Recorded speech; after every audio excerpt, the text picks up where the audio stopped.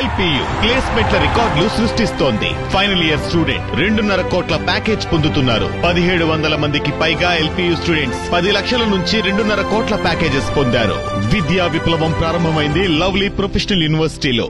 2024 elections లో రాష్ట్ర వ్యాప్తంగా జరిగిన ఎలక్షన్స్ లో ఈవీఎంల తీరుపై కొన్ని డౌట్స్ ఉన్నాయి. ఆ డౌట్స్ కొన్ని నివృత్తి చేయాలని అడిగాము. మరీ ముఖ్యంగా కొన్ని నియోజకవర్గాల్లో ఈవీఎంలకి వీవీప్యాట్లకి కంపారిజన్ చేయాలని కూడా అడిగాము.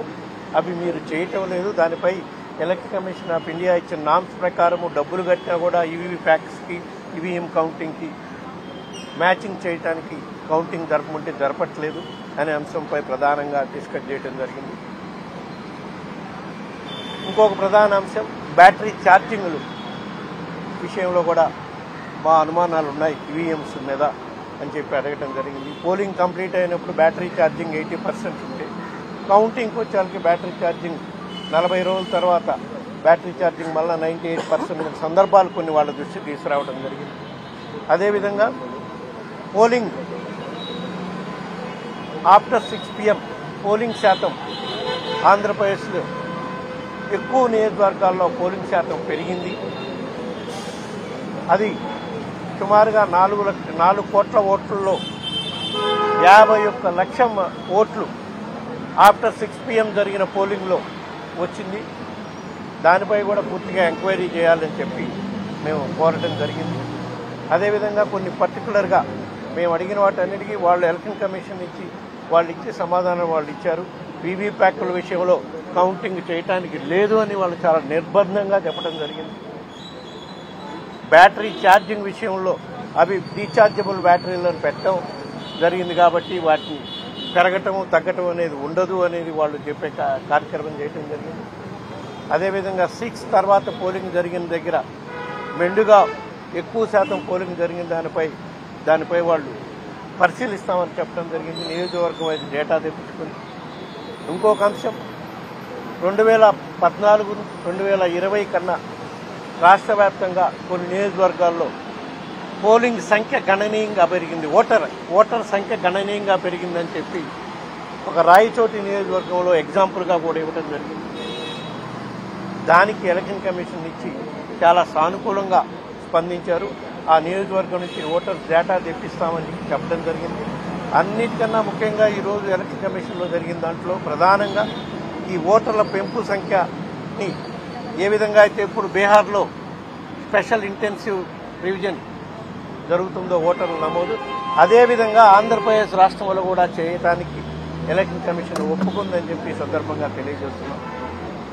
ఇంకో ప్రధాన అంశం ఏవైతే ఈవీఎంలపై ఉన్న టెక్నికల్ డౌట్స్లో భాగంగా ఒక నియోజకవర్గం ఆంధ్రప్రదేశ్లో ఏ విధంగా పోలింగ్ ప్యాటర్న్ జరిగింది అనేది కూడా చెప్పడం జరిగింది. మరీ ముఖ్యంగా హిందూపూర్ నియోజకవర్గంలో పోలింగ్ నెంబర్ బూత్ నెంబర్ సహా కూడా ఇవ్వడం జరిగింది.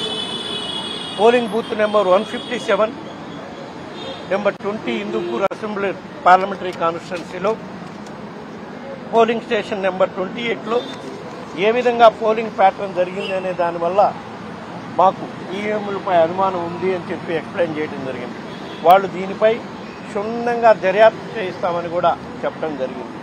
ఎందుకంటే మీకు కూడా తెలియాలి, ఎందుకు మనం ఏదో మేము ఓడిపోయామని చెప్పి ఈవీఎంల మీద నెపం చూపే కార్యక్రమం కాదు. ప్రాక్టికల్గా ఈవీఎంల మీద ఉన్న ఆరోపణల్ని వాళ్ళ ముందు పెట్టడం జరిగింది. దానికి వాళ్ళు కూడా ఈ హిందూపూర్ అసెంబ్లీ సెగ్మెంట్లో పోలింగ్ బూత్ నెంబర్ 28లో జరిగిన పోలింగ్ ప్యాటర్న్ వాళ్ళకి ఎక్స్ప్లెయిన్ చేసాం. అందులో మనకి సైమల్టేనియస్ ఎలక్షన్ జరిగినాయి. పార్లమెంటు ఒక ఈవీఎం మిషన్ ఉంటుంది, అసెంబ్లీకి ఒక ఈవీఎం మిషన్ పెట్టి ఉంటుంది.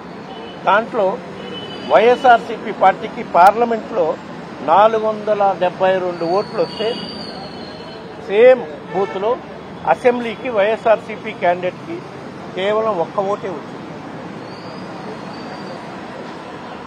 మళ్ళా ఇండియన్ నేషనల్ కాంగ్రెస్కి పార్లమెంట్కి 1 ఓటు వచ్చింది అదే బూత్లో. అసెంబ్లీకి ఇండియన్ నేషనల్ కాంగ్రెస్కి 464 ఓట్లు వచ్చింది. టీడీపీకి పార్లమెంట్లో 8 ఓట్లు వచ్చినాయి. పార్లమెంట్లో అసెంబ్లీకి కేవలం 95 వచ్చింది. ఎందుకంటే ఆంధ్రప్రదేశ్లో కాంగ్రెస్ పరిస్థితి ఎట్లా ఉందనేది మనకందరికీ తెలుసు. సో ఇంత ప్యాటర్న్, ఓటింగ్ ప్యాటర్న్లో అసెంబ్లీకి పార్లమెంట్కి డిఫరెన్స్లు ఉన్నాయి. పార్టీకి కూడా ఏ విధంగా ఇంపార్టెన్స్ ఉన్న పార్టీకి, ఇంపార్టెన్స్ లేని పార్టీకి ఏ విధంగా డిఫరెన్స్ వచ్చినాయి. ఇందువల్లే మాకు ఈవీఎంల మీద అనుమానాలు ఉన్నాయి.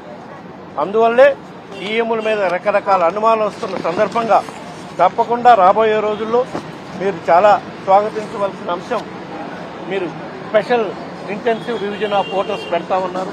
దానివల్ల ఈ దొంగ ఓట్లు, ఎక్కడన్నా ఎక్కువ ఓట్లు ఉన్న దగ్గర అనుమానాలు తొలగిపోతాయి. అదేవిధంగా నేషనల్ వైడ్ బ్యాలెట్ పేపర్లతో నెక్స్ట్ ఎలక్షన్స్ పోయే కార్యక్రమం కూడా ఆలోచించుకోండి.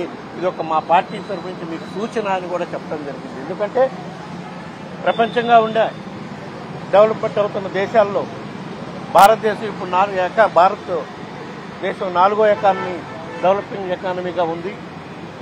మన ముందున్నాయి యుఎస్ఏ కానివ్వండి, జర్మనీ కానివ్వండి, యూరోప్ కానివ్వండి, చాలా చోట్ల బ్యాలెట్ ద్వారానే ఎలక్షన్లు జరిగే పరిస్థితి ఈ రోజుకి నడుస్తుంది డెవలపింగ్ కంట్రీస్లో. సో మనం కూడా ఇది ఒకసారి పునరాలోచించి రాబోయే ఎలక్షన్స్ ఎప్పుడు జరిగినా బ్యాలెట్ ద్వారా జరిగితే పారదర్శకంగా ఉంటుందని ప్రజలు నమ్ముతారని ఇది వైఎస్ఆర్ కాంగ్రెస్ పార్టీ యొక్క అభిప్రాయం అని చెప్పడం. Thank you. ఇప్పుడు అందరూ అడుగుతున్నటువంటి ముఖ్యంగా అధికార పార్టీ ఇప్పుడు నేను ఓడిపోయాక మళ్ళీ ఇందాకనే చెప్పాను కదమ్మా. కాదమ్మా, ఇందాకనే చెప్పాను నేను. ఈవీఎంల మీద డౌట్లు ఉంటాయనడానికి ఎగ్జాంపుల్ కూడా చెప్పాను నేను. ఈ విధంగా ఓటింగ్ ప్యాటర్న్ హిందూపూర్ కాన్స్టిట్యున్సీలో వచ్చింది కదా, దాంట్లో మీరు ఒకసారి గమనించండి. నేను ఓడిపోయాను అంటాం లేదు, ఇట్లాంటి డౌట్స్ ఉన్నాయి. ఇంకా ప్రధానంగా ఇంకో డౌట్, చంద్రశేఖర్ గారు ఈవీ ప్యాక్ కౌంట్ చేయమని కోర్టులో కేసేశారు. వాళ్ళు ఈవీ ప్యాక్ కౌంట్ చేయకుండా మ్యాక్ పోలింగ్ చేశారు.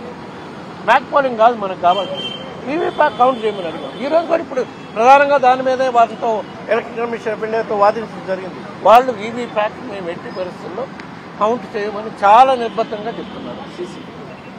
సీసీ ఫుటేజ్ అన్నా ఇవ్వమని అడిగాం, అది కూడా ఇవ్వడానికి లేదు అని.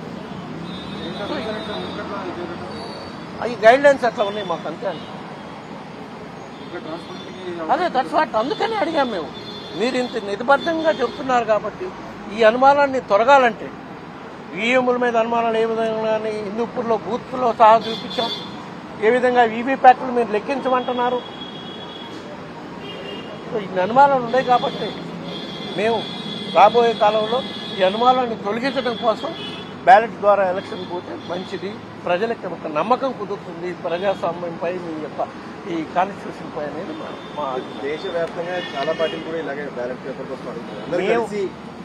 అన్ని పార్టీలకు అనుమానాలు ఉన్నాయని మీరే చెప్తున్నారు కదా. మేము ఎవరితో కలిసి రాలా, మా పార్టీ స్టాండ్ మేము చెప్పాము. అటు మేము ఎన్డీఏతో లేము, ఇటు ఇండియా కూటమితో లేము. మా పార్టీ మా పార్టీ అధ్యక్షుడు జగన్మోహన్ రెడ్డి గారు దీని ప్రకారం ఈరోజు ఆయన ఇచ్చిన దిశానిర్దేశం ప్రకారం ఎలక్షన్ కమిషన్ ముందు మా పార్టీ అభిప్రాయాలు మేము చెప్పడం జరిగింది. Okay, thank you.